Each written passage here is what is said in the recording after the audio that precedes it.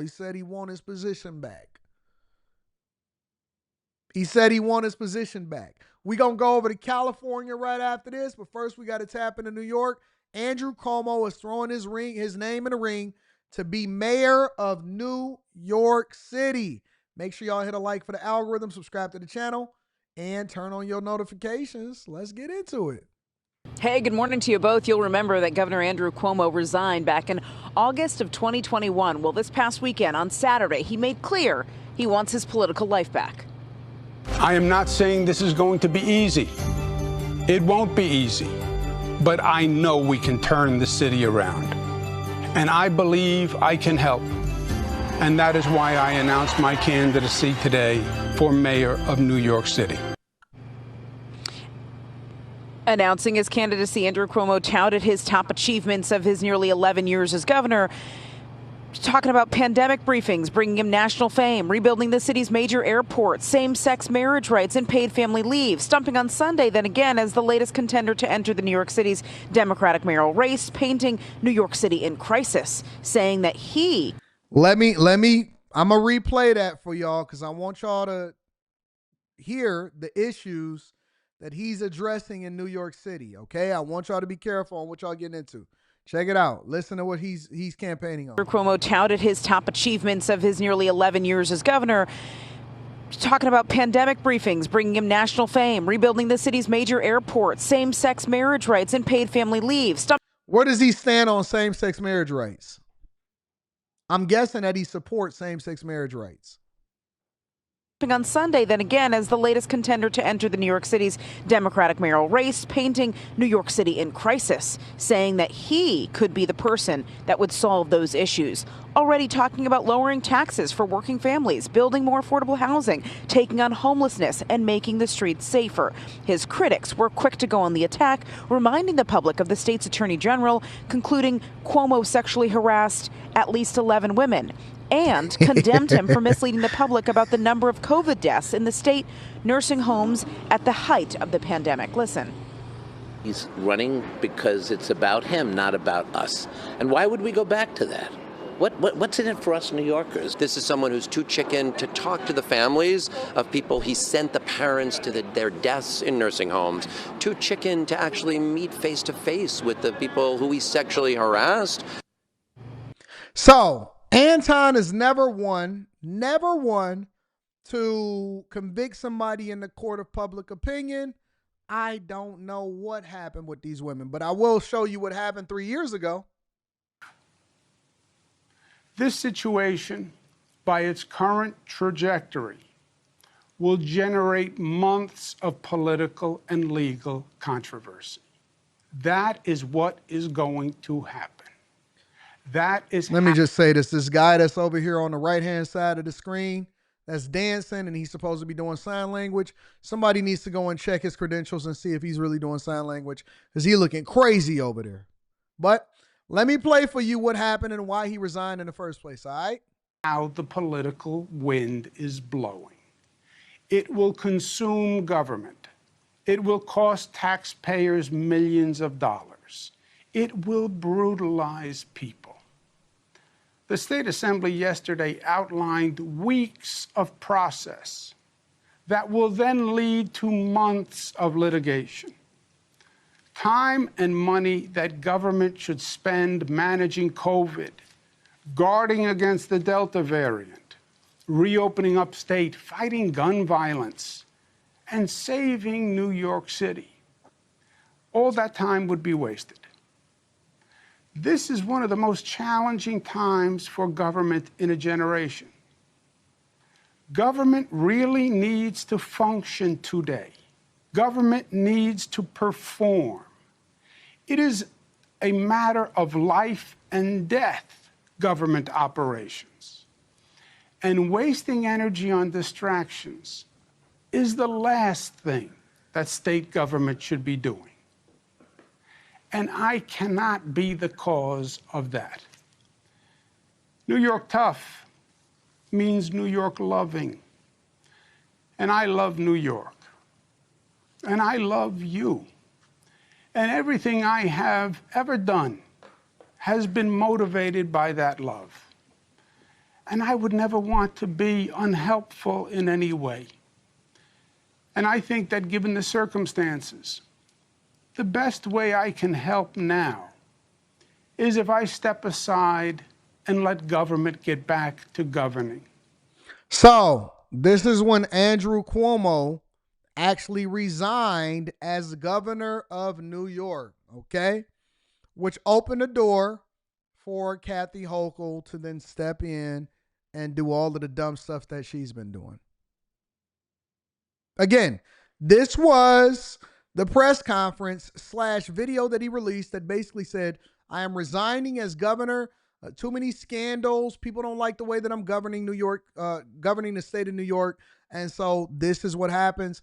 And again, I'm only playing this for context. I'm playing this for context because he's running now for mayor of New York City, and he's challenging amongst a bunch of other people, Eric Adams. And so it should be a very interesting race that's happening over there in New York City. All right. Here was his speech the other day of him throwing himself in the ring to become governor of to become mayor of New York City. And thank you all for being here today. We're here today for one reason. We are here because we love New York and we know New York City is in trouble. You can feel it. You don't need to read statistics. You can feel it. You feel it when you walk down the street and you see the mentally ill homeless people. You can feel it. His message to the people of New York. Now, again, I'm going to do some deep diving and some research because I told y'all not to vote for Brandon Johnson when Lori Lightfoot was getting up out of there, but neither here nor there. And so I'm not going to say yay or nay right now. I'm not going to say yay or nay. I'm just going to present to you what he said. And he's saying, don't read the data, don't read the statistics. You can feel it in the city. The city is in trouble. All right? You feel it when you walk down into the subway and you feel the anxiety rise up in your chest. You hear it when you hear the scream of the police sirens. You feel it in the chaos of the e-bikes and the scooters coming from every direction. What? You feel it when you see moving trucks packing up your neighbors because people are moving from New York because it's just too expensive, too dangerous, and too difficult. We are here today because we know New York is in crisis. But we know something else. We know that we can turn this city around, and we know we will.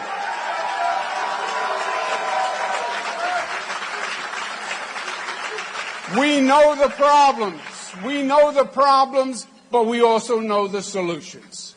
Facts, we know that our people need to feel. I thought everything that he was talking about, the overly expensive lifestyle, the trash subways, all of that stuff, I thought that junk was just a normal part of New York life.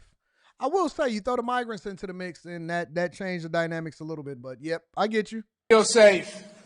And we know that these politicians now running to be mayor made a terrible, terrible mistake. They uttered the 3 dumbest words ever uttered by a government official: cut police funding. They cut $1 billion from the police budget. Yeah, that's a problem. What did you think was going to happen? But why is the question that we need to ask ourselves, that they cut $1 billion for police funding. In addition to that, they cut money from government services. They put a freeze on hiring. They also cut from sanitation, and they cut from schools. That's a fact. And they did it for migrants. Listen. I know that Eric Adams switched up on the Democratic Party, and technically he may be a Republican.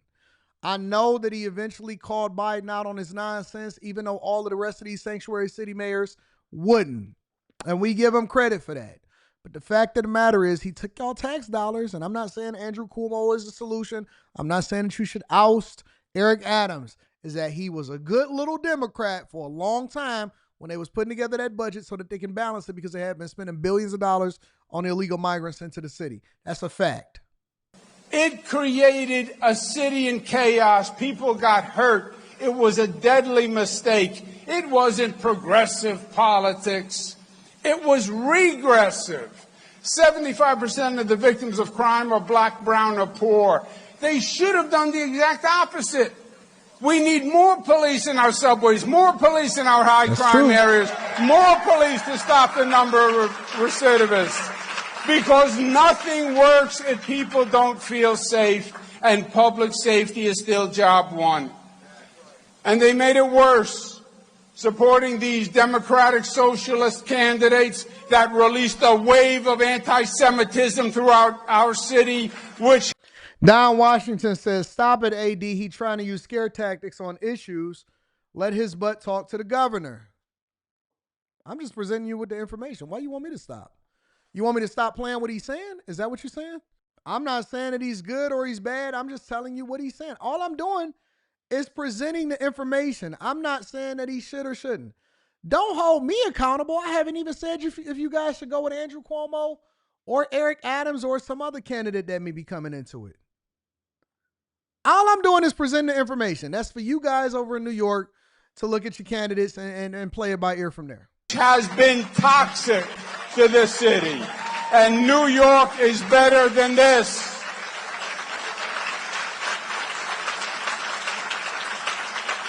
We know that allowing dangerously mentally ill people to remain on the streets makes no sense for anyone.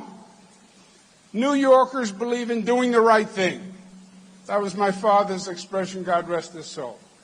Whenever I would ask him a question, he would say, do the right thing.